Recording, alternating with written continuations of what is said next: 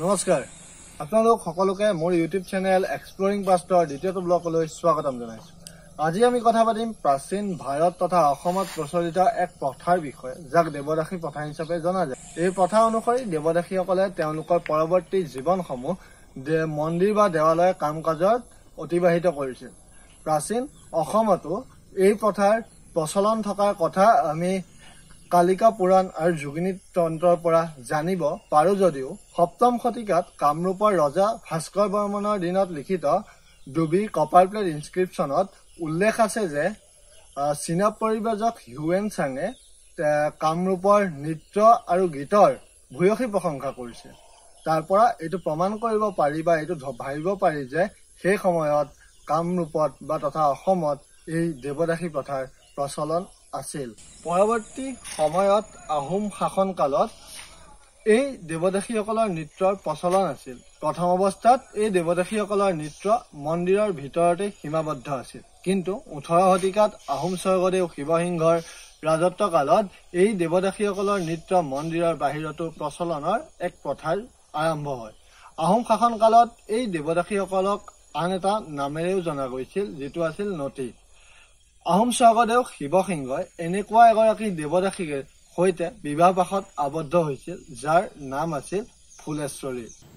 আহোম শাসন কালৰ পৰা ব্ৰিটিছৰ আগমনলৈকে গুপ্তকাশী বিশ্বনাথতো এনেদৰে বহুতো মহিলা বা মানুহৰ ক্ৰয় বিক্ৰয় সংঘটিত হৈছিল, যিসমূহৰ প্ৰমাণ হিচাপে আমাৰ হাতত কেইবাখনো সাঁচিপাতৰ পুথি বা সাঁচিপতীয়া দলিল আছে।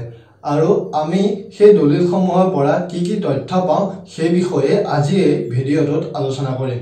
এই দলিলসমূহৰ দৈৰ্ঘ্য হৈছে ৫৪ চেণ্টিমিটাৰ আৰু প্ৰস্থ হৈছে ১৩ চেণ্টিমিটাৰ।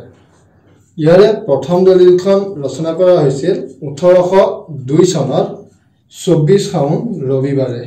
এই দলিলখনত উল্লেখ থকা মতে বিক্ৰেতা আছিল সৰুকলীয়া, ফেডেলা আৰু মঞ্জুৰ। ইয়াৰ বিপৰীতে বিক্ৰী কৰিছিলে পোহাইৰ পত্নী দাবহী আৰু কন্যা মেৰেলি। ইয়াৰে মাকৰ মূল্য আছিল ১৬ টকা আৰু জীয়েকৰ মূল্য আছিল ১০ টকা। ইয়াৰ প্ৰথম দলিলখনত মুঠ শাৰীৰ সংখ্যা হৈছে ১৩টা। এওঁলোক দুগৰাকীক ক্ৰয় কৰা মানুহজন আছিল হৰিহৰ পূজাৰী। দ্বিতীয়খন দলিল লিখা হৈছিল ১৭৪০ শকত মাঘ মাহত, আৰু বিক্ৰেতা আছিল জয়দী আৰু তেওঁৰ ভনীয়েক গেলিক বিক্ৰী কৰিছিল হৰিহৰ পূজাৰীক, যাৰ মূল্য আছিল ৬ টকা। ইয়াৰ তৃতীয়খন দলিল লিখা হৈছিল ১৭৪০ শকত। ইয়াত ক্ৰেতা আছিল হৰিহৰ পূজাৰী, বিক্ৰী হৈছিল জাপৰি আৰু মূল্য আছিল ৬ টকা। ইয়াৰে চতুৰ্থখন দলিলৰ লিখা হৈছিল ১৭৪৭ শকত আৰু স্থান আছিল ভিৰগাঁও। বিক্ৰেতা আছিল ভোলাই আৰু ক্ৰেতা আছিল হৰিহৰ জালভাৰী ফুকন। বিক্ৰী কৰিছিল ভোলাই জীয়েক জিলা আৰু তেওঁৰ মূল্য আছিল ৮ টকা। প্ৰথম দুখন দলিলৰ সময়সীমা অনুসৰি সেই সময়ত আহোমৰ শাসনকৰ্তা আছিল কমলেশ্বৰ সিংহ আৰু পুৰন্দৰ সিংহ। আনহাতে এই দলিলসমূহত যিজন ক্ৰেতা অৰ্থাৎ হৰিহৰ পূজাৰীৰ কথা উল্লেখ আছিল, তেওঁ হ'ল কবি সূৰ্যৰ বৰডেকাৰ পুত্ৰ। এই কবি সূৰ্য বৰডেকা ১৬৬৪ শকত আহোম স্বৰ্গদেউ শিৱসিংহই পূৰ্বশংকৰৰ পূজাৰী হিচাপে নিয়োজিত কৰিছিল।